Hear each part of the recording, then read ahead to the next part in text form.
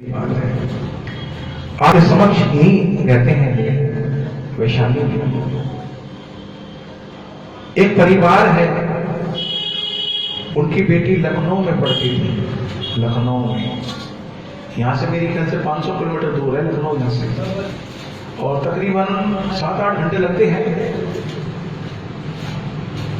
Corona काल के अंदर बेटी वहां थी लखनऊ के अंदर, अपनी किसी कोर्स की परीक्षा कर रही थी। ये सच्ची घटना बता रहा हूं आपको मैं। उनकी उस लड़की के माता पिता ठाकुर जी के परम भक्त थे। जब भी मन करता अपनी गाड़ी उठाते वृंदावन चले जाते, राधा रानी के बरसाने चले जाते। कोरोना काल के अंदर ये स्थिति थी कि आप घर से बाहर नहीं निकल सकते थे। गाड़ी में इतनी दूर लेके जाना तो बहुत बड़ी बात है। वो जवान बेटी लखनऊ में थी। अब उसने कई बार फोन करा अपने पिताजी को कि बाबूजी आप मुझे कोई व्यवस्था ऐसी बना दो, सरकार के द्वारा व्यवस्था बन जाए जो मुझे आप यहाँ से आप ले जाओ। लेकिन परिस्थिति ऐसी थी कि हम ना तो जा सकते थे और ना वो उधर से आ सकती थी। वो लड़की बार बार फोन करे अपने पिताजी को, क्योंकि बेटी होती है ना तो मन घबरा जाता है बच्चे का। वो रोए कि बाबूजी मुझे आप ले जाओ, मेरा मन नहीं लग रहा, बहुत दिन हो गए आपसे मिली नहीं। इधर माँ बाप रोए कि ठाकुर जी कैसी परीक्षा में आपने डाल दिया, आपने कैसी परीक्षा में डाल दिया। मेरे माँ बाप, मेरी बेटी इतनी दूर है, मैं उससे मिलने भी नहीं जा सकता और वो यहाँ पे आ नहीं सकती। ठाकुर जी का चमत्कार बता रहा हूँ। कहोगे तो मैं उन परिवार का नंबर दे दूंगा आपको, आप बात कर लेना उनसे। रात को 10 बजे उस लड़की जो वहां लखनऊ में रहती थी, उसके दरवाजे पर ठक ठक की आवाज आई। उस लड़की ने दरवाजा खोला, सुनना बड़े गौर से। जैसे लड़की ने दरवाजा खोला तो कहने लगे, अब 2 खड़े हुए थे, लेडीज और जेंट्स थे। कह लगे हाँ जी। कह लगे बेटा हम दिल्ली जा रहे हैं, हमें जाना है वृंदावन, दिल्ली में थोड़ा सा काम है हमारे, और तुम दिल्ली की रहने वाली हो? हाँ बाबूजी मैं दिल्ली की रहने वाली हूँ। कि चलो हम आपको दिल्ली छोड़ देंगे। आपके पिताजी ने कहा है कि मेरी बेटी लखनऊ में है, उसको ले आना जब आप वृंदावन जाओ। उस लड़की ने तुरंत फोन लगाया अपने पिताजी को, फोन नहीं मिला, फोन नहीं मिला। एक बार नहीं, काफी बार फोन लगाया, फोन मिलेगा। अब वो जब लड़की ने कई बार फोन लगाया जब, और वो फोन मिले नहीं, और जब फोन नहीं मिले तो उस लड़की के मन में आया कि भाई साथ में लेडीज भी तो है, मुझे ये पहुंचा देंगे घर। ठाकुर जी को से कहा, ठाकुर जी मैं इनके साथ जा रही हूं, आप मेरी रक्षा करना। ठाकुर जी ने कहा चल बेटी अपना सामान ले ले चल, गाड़ी बाहर खड़ी है। सरकार की इतनी पाबंदी, एक कदम बाहर नहीं निकल सकते, गाड़ी चलना तो बहुत दूर की बात है। उस लड़की ने सामान लिया, गाड़ी में रखा कि चलो बराबर में वो बैठ गई जो साथ में थी। ठाकुर जी ड्राइविंग कर रहे हैं। देखो थोड़ा दूर चले, उस लड़की की आंख लग गई, सो गई,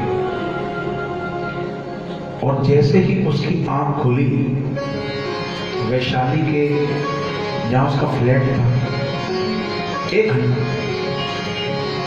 सो गई। 1 घंटा पढ़ती थी रात भर तो नींद नहीं आती थी। वैशाली की जो सोसाइटी है, और मजे की बात देखो सोसाइटी का गेट भी खुला हुआ है और सिक्योरिटी गार्ड सोया हुआ है। ठाकुर जी ने कहा बेटा वो सामने आपका घर है ना, वहां आपका फ्लैट है। हाँ आओ ना बोलिए, आप भी आ जाओ ना, आप मुझे इतने दूर से लेकर आए, आओ आओ आ जाओ, आप भी आ जाओ। कि नहीं नहीं हमें वृंदावन जाना है। वो उसने कहा धन्यवाद, बहुत बहुत आपका। और जैसे ही धन्यवाद कहा, ना तो वहां कोई गाड़ी है, ना वो अपने घर गई। जब दरवाजा खड़खड़ाया, 4 बजे का टाइम था, सुबह भोर का समय। दरवाजा खड़खड़ाया, उसके माता पिता ने दरवाजा खोला कि बेटे तू कैसे आ गई यहाँ, तू तो इतनी दूर थी। अरे आपने तो किसी को भेजा था मेरे साथ में। नहीं, मैंने तो किसी को भेजा ही नहीं। कैसे आई तू? अरे गाड़ी से आई। गाड़ी? कौन सी गाड़ी?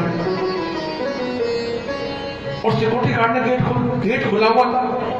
देखा तो गेट ताला लगा हुआ है, एक नहीं 2 ताले लगे हुए। सिक्योरिटी गार्ड जगा हुआ है। साक्षात मेरे ठाकुर जी उस बेटी को लेकर आए। कौन कहता ठाकुर जी मदद नहीं कर रहे? विश्वासम फलम लाया, विश्वास करो उसको। वो पल पल सुनता है हमारे, पल पल हमारे लिए ऐसे वहां फैला के खड़ा रहता है, पल पल खड़ा रहता है। हमने कभी आज तक उसको कभी अपना नहीं कहा, कभी नहीं कहा। एक बार मेरी राधा रानी कहने लगी, प्रभु आप पादुका क्यों नहीं पहनते? अरे आप चाहते हो जानवरों वाले को कोई कांटा चुभ जाए, आप पादुका पहन लिया करो।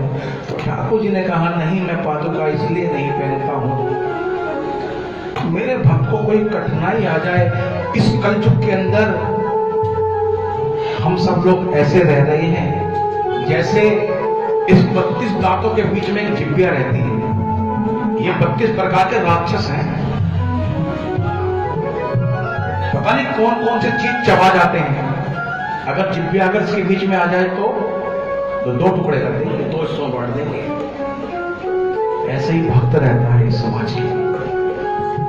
क्या मुझे लोग बुरा भला नहीं कहते? बहुत कहते हैं। कह रहे तो ठाकुर जी की मीराबाई, तो कितनों लोगों ने कहा जब जब आप धर्म के मार्ग पर चलोगे दुनिया आपका रास्ता रोकेगी। मैं सच बता रहा हूं, रुकना नहीं है आपको बढ़ना है। अपने ठाकुर जी के लिए बढ़ना है, अपने सनातन धर्म के लिए बढ़ना है। कभी मत रुकना। जो आपको मंदिर का रास्ता दिखलाए, जो आपको धाम का रास्ता दिखलाए, जो आपको भजनों में लगाए, जो आपको कथाओं में लगाए, उस व्यक्ति का कभी साथ मत छोड़ना, चाहे भले ही वो आपका दुश्मन क्यों ना हो। और जो आपको मंदिर में जाने से रोके, चाहे भले ही आपका बेटा क्यों ना हो, आपका भाई क्यों ना हो, उसको त्याग देना, क्योंकि वो आपका अपना नहीं है। वो नहीं चाहता कि आपका कल्याण हो। एन प्रकार हम किसी भी तरीके से हमारा कल्याण हो। कैसे होगा? ऐसे ही कल्याण होगा। जो आपने आप यहाँ 2-4 घंटे बैठे हो ना, इस समय की कीमत भगवान भी नहीं चुका सकता। भगवान भी आपके पीछे पीछे घूमेगा, इस समय की कीमत ले ले, ये समय मुझे दे दे, नहीं चुका पाएगा समय। आपके भाग्य का वर्णन तो ब्रह्मा जी के पास भी नहीं है, जिसने सृष्टि रचाई है पूरी, उसके पास भी नहीं। ठाकुर जी कहते हैं वो भक्त बहुत मुझे प्रिय होते हैं, जो हर वक्त, हर क्षण, हर घड़ी मेरा नाम लेते हैं। तो ठाकुर जी ने कहा कि मैं अगर पादुका पहन लूंगा और मेरे भक्त में किसी भी संकट आ गया तो मैं तो पादुका ही ढूंढता रह जाऊंगा। मेरे भक्त को दुष्ट प्रवृत्ति के लोग मार देंगे, और आज भी मारते हैं। खैर, अब हमें तो थोड़ा सा कथा करने की आदत है, तो वो कथा में ही भाव में डूब जाते हैं। तो किसी को भी श्रीमद् भागवत कथा, भक्तमाल कथा, भजन संध्या एक शाम राधा रानी के नाम करवाना हो तो वो हमारे मंदिर समिति से भी मिल सकते हैं, और हमारे माता जी श्री गीता जिंदल से संपर्क कर सकते हैं। और हमारा फोन नंबर भी आप ले सकते हैं, हमसे भी कार्ड ले सकते हैं। किसी को भी श्रीमद् भागवत कथा, भजन संध्या, खाटू नरेश शाम की भजन संध्या करवानी हो आप कर सकते हैं। राधे राधे। जोर से बोलना पड़ेगा।